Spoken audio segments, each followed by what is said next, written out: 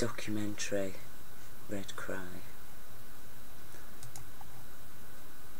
It tells the story of the Arawak people, indigenous of the Caribbean islands. So these are the original inhabitants of the Caribbean islands, and they were encountered by Christopher Columbus of Spain. Columbus wrote in his log, "They would make fine servants. With 50 men we could subjugate them all and make them do whatever we want." Columbus proceeded to unleash a reign of terror unlike anything seen before. When he was finished, 8 million Arawaks have been exterminated by torture, murder, forced labour, starvation, disease and despair. Columbus' atrocities with cross and sword were justified by the Christian doctrine of divine discovery, and set religious and legal precedent for the invasion and genocide of America's indigenous peoples for the next 500 years and beyond. By 1650, a precarious relationship between the First Nations of the east coast of North America and New England colonies was collapsing into slaughter and enslavement of native people by settlers who wanted more land and wealth. Most of the English colonies sanctioned and encouraged scalping Indians. In 1776, the United States gave birth to the first 13 states on land taken through the ethnic cleansing of dozens of tribes. The Declaration of Independence further enshrined the belief of Euro-American settlers' supremacy by declaring native peoples to be merciless Indian savages.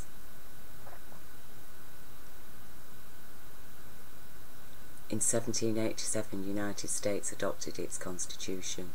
Article 6 established treaties as the supreme law of the land. Despite this supreme law, treaties with sovereign native nations became slippery promises, easily broken when convenient.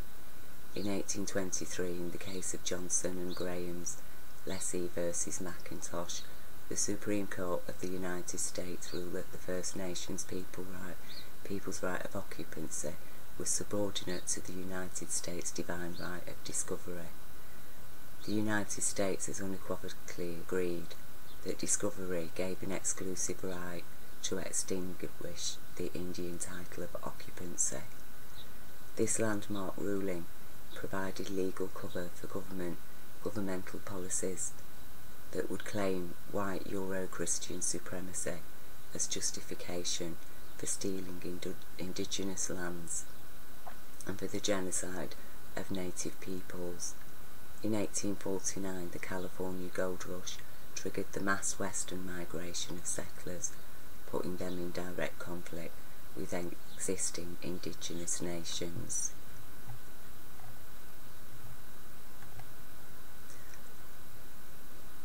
What concerns me, and it has always concerned me from being a child, and I think growing up in the 60s,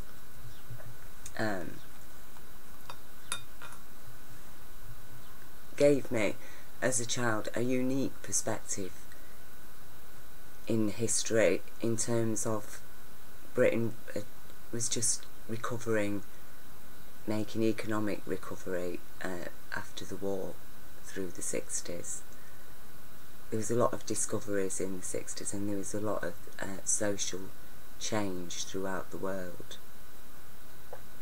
And I remember learning about Martin Luther King and how he'd been killed.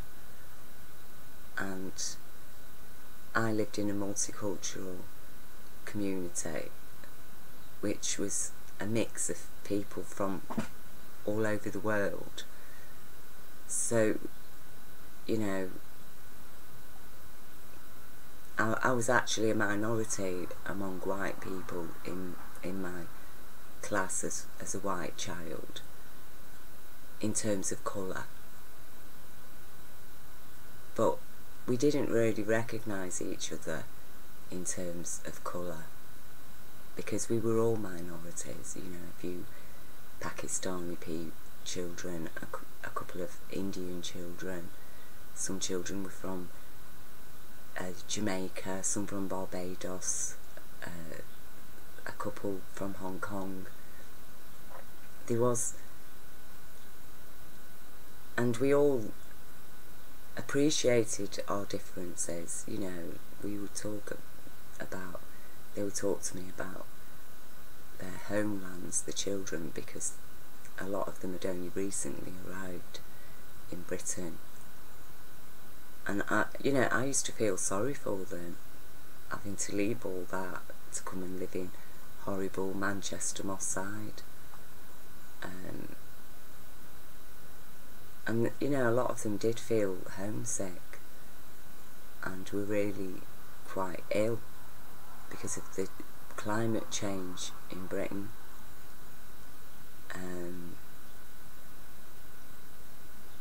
And also my auntie was married to a Jamaican, so my cousins were mixed race.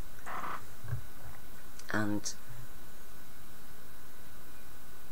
so to me, when I think I was about 7 or 8 when I learned about Martin Luther King, who he was and what it was all about, because I was quite a questiony sort of a child.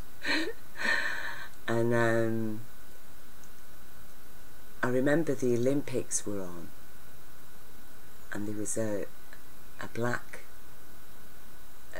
Afro-American guy, I've forgotten his name, had won the marathon or something. He'd won a gold medal, and yet in America he wasn't allowed to walk on the same side of the street as a white man. And you know, to a 7-year-old child that's living in a community full of people from all over the world and going to school with them, and the members of her own family as well, it just seemed absolutely outrageous. I couldn't believe it, you know, that.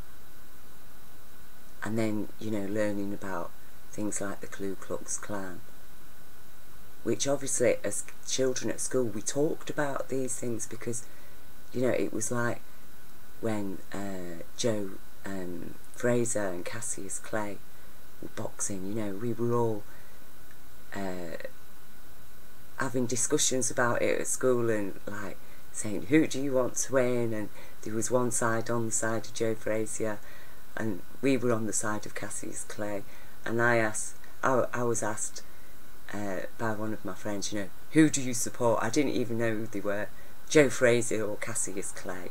And I said Cassius Clay because his name sounded better. And it's like, yeah, you're one of us.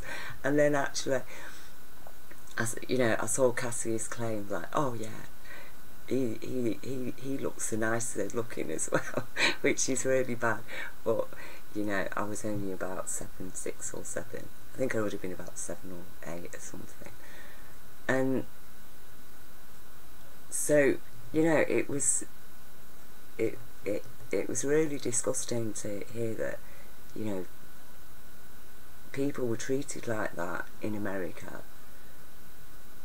and it deeply disturbed me.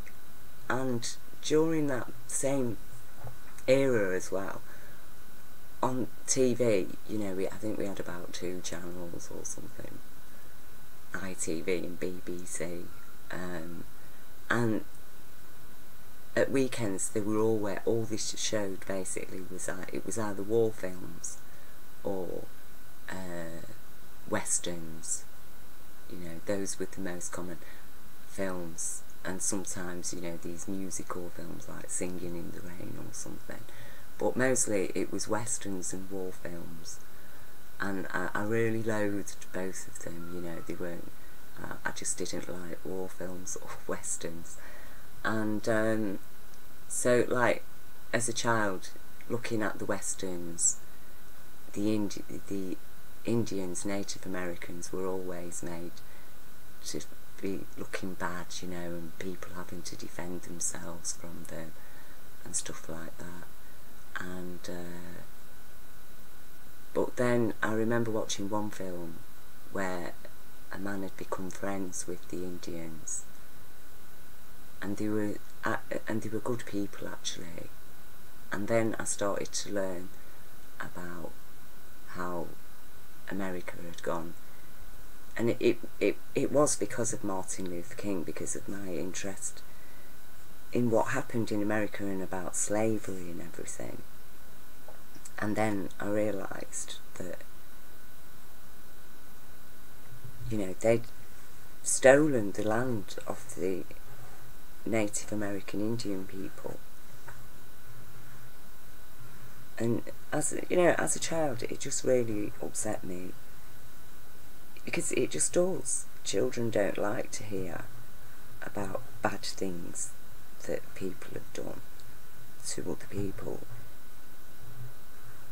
It just isn't nice. It makes you unhappy as a child when you hear. And when I heard about all the things Britain did, you know, that it was mostly Britain, it just made me unhappy. It made me unhappy about my country. But then, you know, I was told, oh, but, you know, after the war, all that power was gone, you know, that's because the people got the country back, and that's why we've got an NHS, and that's why, you know, you've got social housing and welfare and things like this, human rights. Like, so it sort of seemed like there was a point that all those generations had been through that suffering, and now the point was that our human rights had been established, and from Britain and, you know, the countries that had accepted those, that was going to be spread all over the world, and that's what the world was doing now, was, you know, trying to get all the countries educated and modernised, and, you know, living kindly and lawfully with their human rights, you see. And then as you get older, and then you learn more, and you start to realise that no, they're not spreading human rights. They've been inhibiting human rights. This is just a facade, this human rights. It is like the writing on the wall, isn't it, in Animal Farm?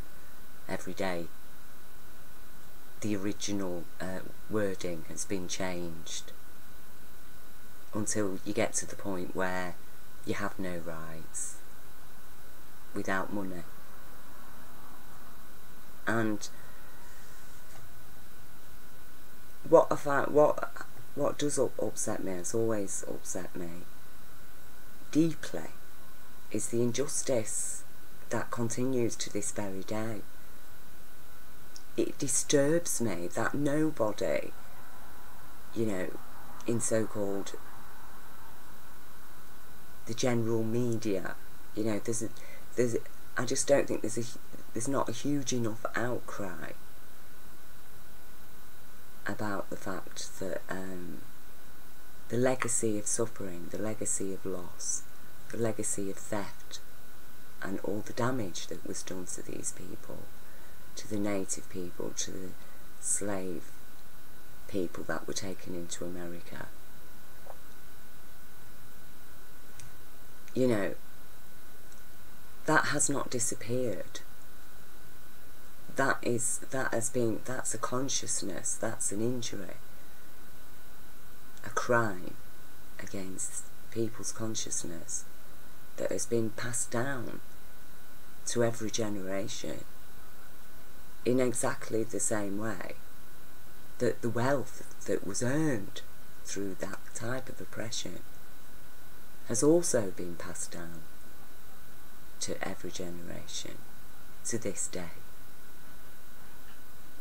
And a lot of the people who gained most wealth and had most power in these kind of activities are actually continue, their bloodlines continue to rule the world today. And their consciousness, which is embedded in the bricks and mortar of the buildings that they erected and established as their institutions, still have such great power. You know, Eton, for example, is one of the oldest schools in Britain, Oxford and Cambridge universities.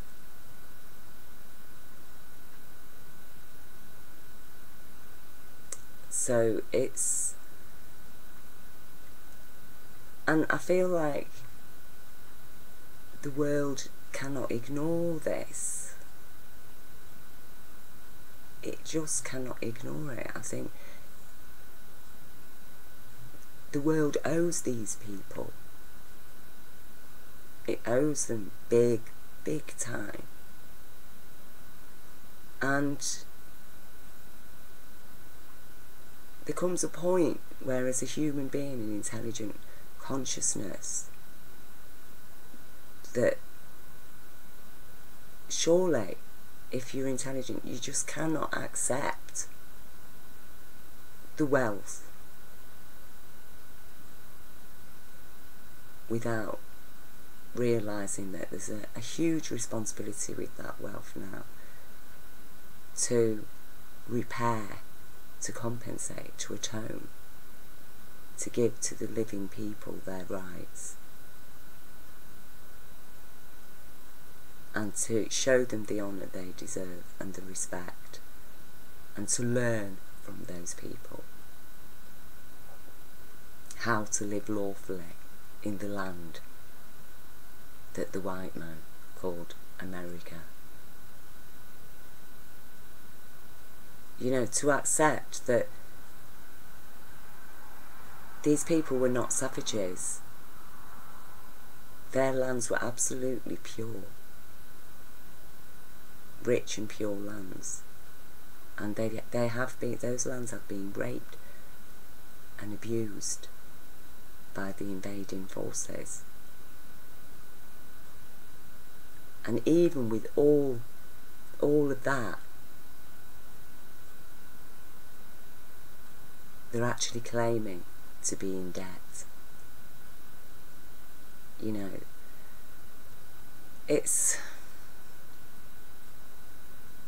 the universe will not allow humanity to move on now. Okay? Because the universe, as an intelligence, is absolutely outraged.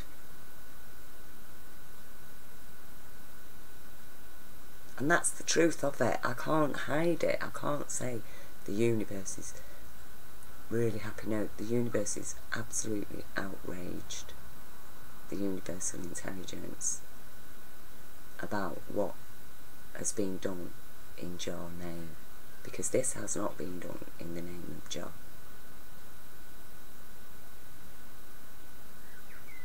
This has been done in absolute ignorance of Jesus.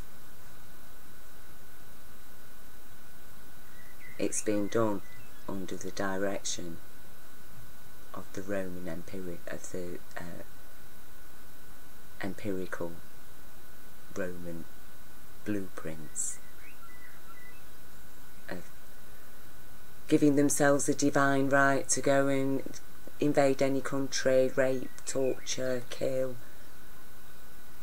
spread disease and pestilence and slavery. That's just what the Romans did. That's what they were living by. Hiding behind a picture of Jesus. Oh, we're Christians. No. They did not believe in anything. And you know, Jesus said, forgive them, Father, because they know not what they do. But actually, these people knew what they were doing because they all knew Jesus.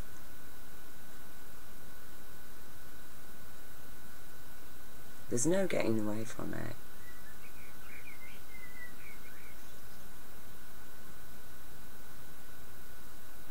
And this world owes. This world is in debt to the life of this planet, to the native peoples of this planet. you know, and I include that the native peoples of Britain, the native peoples of every nation, have been oppressed by this ruling consciousness and the type of people, if you can call them that, it creates, because they're not fully conscious. They occupy probably about 10% of their brain capacity, mind capacity. And the gold rush, they're all after physical gold. They're not bothered about the golden light of universal intelligence, no, because that won't allow them to rob and rape. Raping's what they like best, freedom just to do what you like with women and kids. That's a big, big attraction that women especially don't fully appreciate. But you men do, don't you? You know how a lot of men would drool at the thought of just having total control over hundreds of women and children, and even men, and how what a kick they would get out of having a slave, of being able to go, you know, some downtrodden, damaged ego white guy arriving in America, getting himself a bag of gold, buying some land, and then getting a load of slaves. That kind of consciousness is, you know, and that was why I just loved Martin Luther King. As a child, I was amazed that he had so much compassion, so much understanding, so much forgiveness for his enemies, and he was a true Christian, you know, a true Christian person.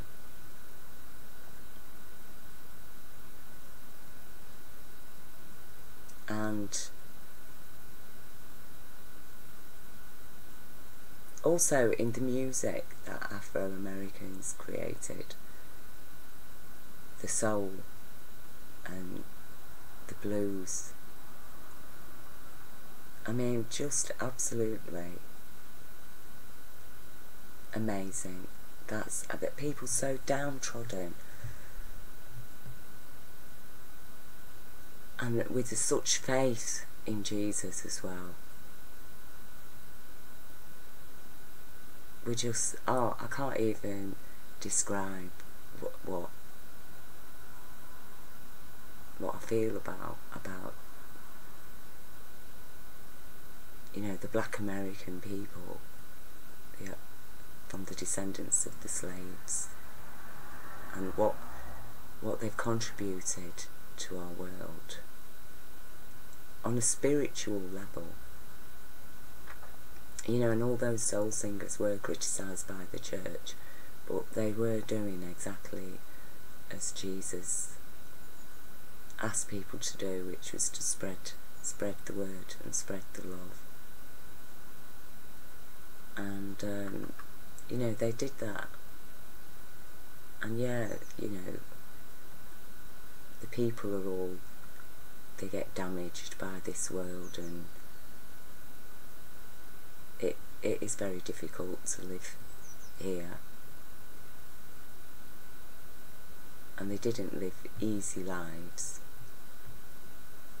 but at the same time, they just the fact that they were able to give anything at all after they've lost everything, but still, you know, it shows the wealth of humanity that remains within that people's consciousness.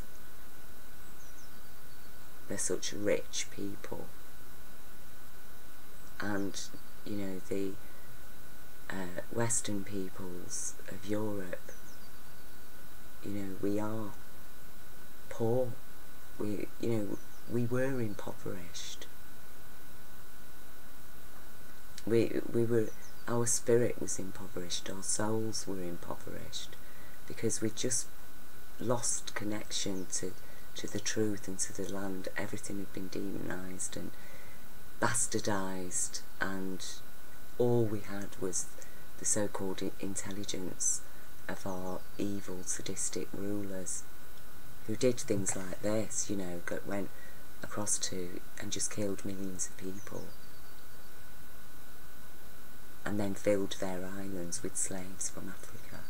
Once they'd killed all them off, they brought in more slaves from Africa. You know, that is who we were living with, and that is exactly how they treated us. You know, that's how they were in power in the first place. Torture, murder, forced labour, starvation, disease and despair. That was repeatedly inflicted on the native British people. And in that sense, you know, that's why it does so annoy me to witness racism operating, especially in Britain, because we're all in the same boat. We were all subjugated. It's just that the people of Britain and Europe have been subjugated for a lot longer. That's all. And that's why, you know, instead of the so-called common white person feeling threatened or looking down on their black brethren and sister, they need to allow those people to help you get real again, get human again, because they are a lot younger consciousness collectively than, you know, the white consciousness is. Because being white means that you're born into a particular consciousness, just as being black means. It shouldn't be that. It should be just the human consciousness, but they've divided us all up, and we've been living in these divides, and they've shaped us. They've shaped how we think without us even knowing it. I mean, people like me, I actually, in my poverty, grew up extremely privileged. I was actually a privileged child, even though I suffered so much abuse and horror. But I was privileged to live and grow up in a multicultural community, to not be marred with that, not have that hardline division just placed there without me even knowing it, without those judgments ever being able to infect my mind. Because nothing could ever tell me that my Asian friend was any less of a human being than me or my black friend. Okay?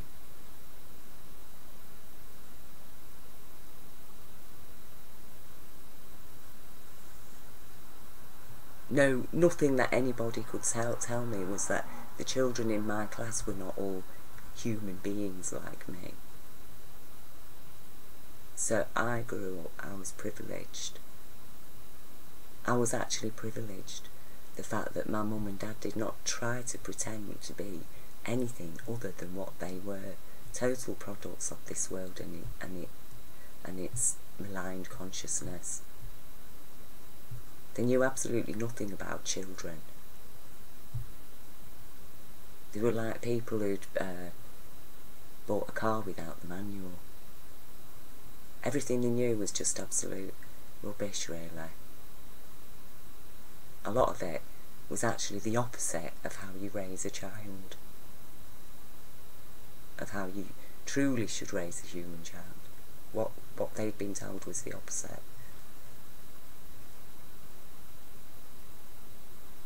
And so, as a child, you learn to connect more. You know, I had to connect with the intelligence that was there, which was the universal intelligence. And I think we all need to do that. And as I say, the universal intelligence is outraged by what has been done by people who claim to be serving Jesus, and continues to be done by people who claim to be serving Jesus, and who place the hand on what they claim is God's word, and then do the kind of things that America's been doing, and that, you know, a people can not only have invasion and genocide, you know, and even have the nerve, they even have the nerve to call it ethnic cleansing. You know, ethnic cleansing. What a fucking description for what was done. Let's just talk about a Holocaust, shall we? And the whole world is still mourning the Holocaust of what happened in Nazi Germany. Not just to Jews, but to countless people.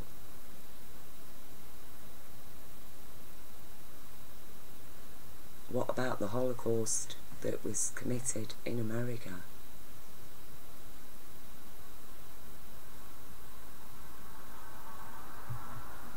And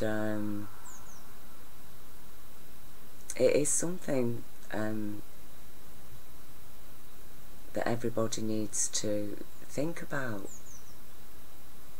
and especially because this present banking system now is taking over the whole planet. So ultimately, who is going to profit from all the suffering of all the people throughout all history? So all of that was done just so a few bankers could control our planet forever and dump an unrepayable debt on our children. And people wonder why, I swear, and why I'm so angry and why I can't be happy in this world. Because it does make me happy to know the truth of Jah and the universe. But at the same time, what is the point of me knowing that and nobody else knowing it, and living in a humanity that is not connected to that and doesn't care, and doesn't even care about any of this? And that's when I get to the point where I just think I don't want to be part of this species. It's not an intelligent species, it's a big, ignorant, stupid species, and I am lonely.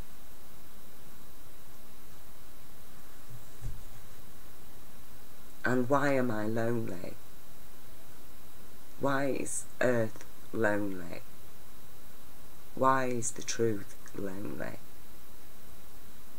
Because nobody wants to look at the horrible truth. They want to go to the shops and buy the latest plastic shit and the gadgets, without ever recognising the price that has been paid and who is still paying that price. And it cannot go on. It cannot go on. And now the whole planet is at risk of being destroyed.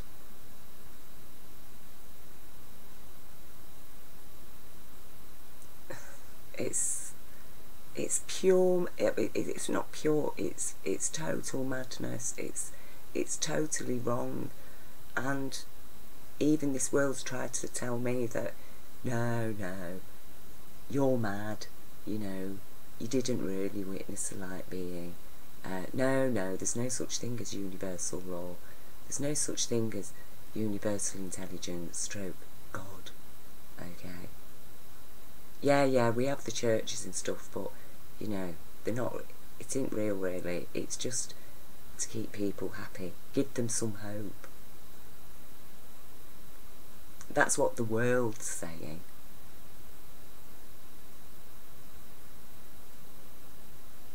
And then, but that is not what my life experience is saying. That's not what reality is saying. Reality is saying quite the opposite, and it is good news, but nobody's allowed to hear the good news because we're all constantly having to deal with the bad news of people who've totally misinterpreted everything in the Bible, and in fact they don't believe, they've stolen Jesus and used him to persecute and kill people, saying that they're working for Jesus.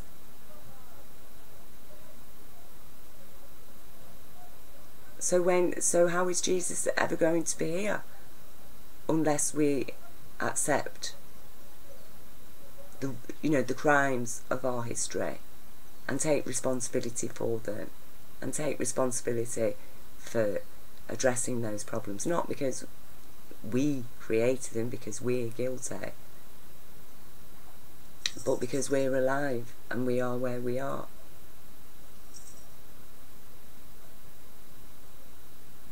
And we're all reincarnated souls, probably from all over the world, just as somebody could be born white, they could be born black.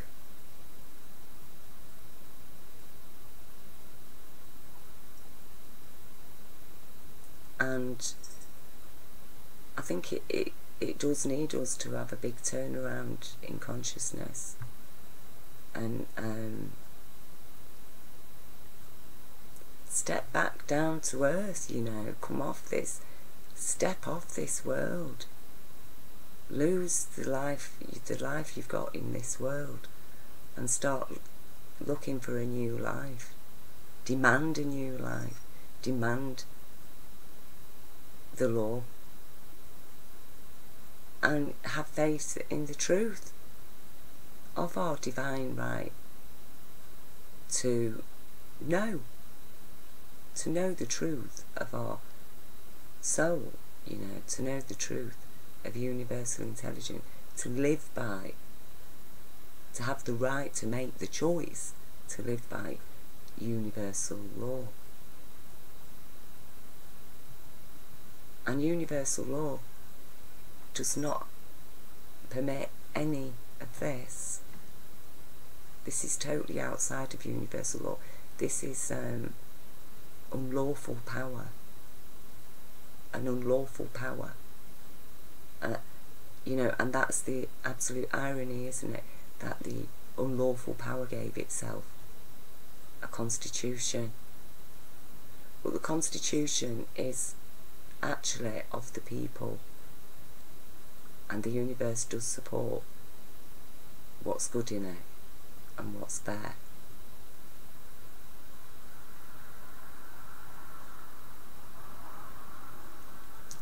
So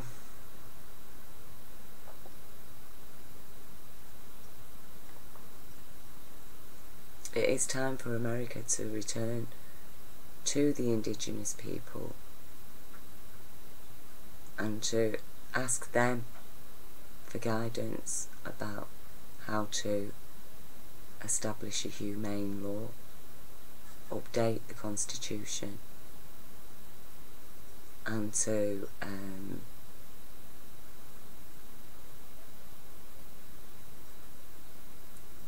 pay back, the people, the slave people, the poor people, because we just can't go on, we just can't go on. And I don't see how it is that, somebody like the Queen of England can say, well, I'm the Queen because, and these jewels, because I'm part of the royal family and this is my family's heritage, and oh, look at my ancestors from 400 years ago, is this so-and-so's portrait, and oh, and these lands we got like 500-600 years ago from so-and-so, and all this type of stuff, right, that they go on about in their history. Well, if that's valid, if all of her history is what makes her valid to sit on that throne and have her sparkly crown on, then what about her history and everything that makes her, all her history that makes her valid, that means that she is living the way she's living today, is all directly due to that crown that's been passed on she gets a crown of jewels. Indigenous women, native women, and yes, native British women as well, we get crowned with a pile of shit and judgments, don't we? And our kids told, ooh, raggy doll kids, use and abuse and throw away, you know, not little princes and princesses born into the people who've got all the gold. And it is the belief in gold, that is the belief, that's what it is, and that gold has distracted human intelligence. It's been a weight, and now it is a real weight of guilt. And the only way to deal with guilt is to confess, you know, admit the crimes that were committed. Take responsibility. Admit that the well has been created through criminal means. Compensate.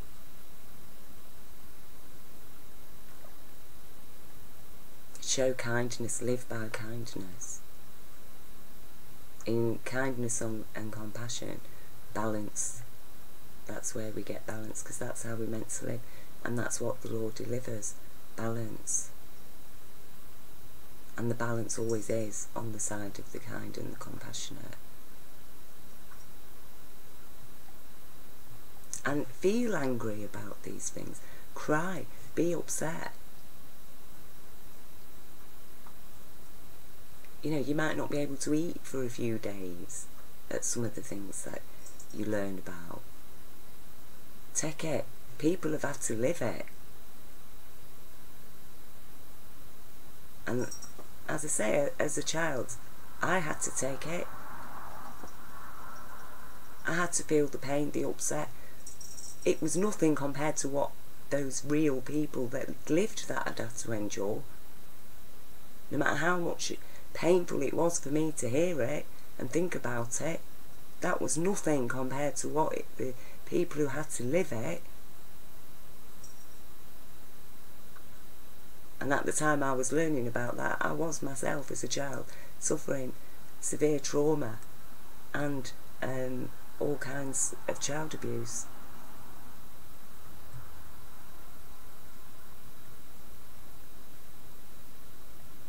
So, you know, we do need to get stronger. We need to get strong and stop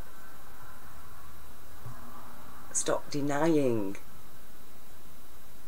that wrong cannot create right. You know, you have to pull your rights from the wrong by addressing the wrong, accepting, admitting that was wrong, and understand what is right, and then establish that right. Not keep denying the wrong, trying to cover it up, trying to distract from one wrong by committing other wrongs, which is what the bankers are now doing. And they have been doing for a very long time. You know, if you commit one crime, you might as well commit more and more and more crimes, till in the end there's so many crimes nobody knows what to do, how to address them, or where to start. And where to start is by standing up for the children's rights. That's where that is where humanity starts. Stand up for the child's rights, the child of every nation.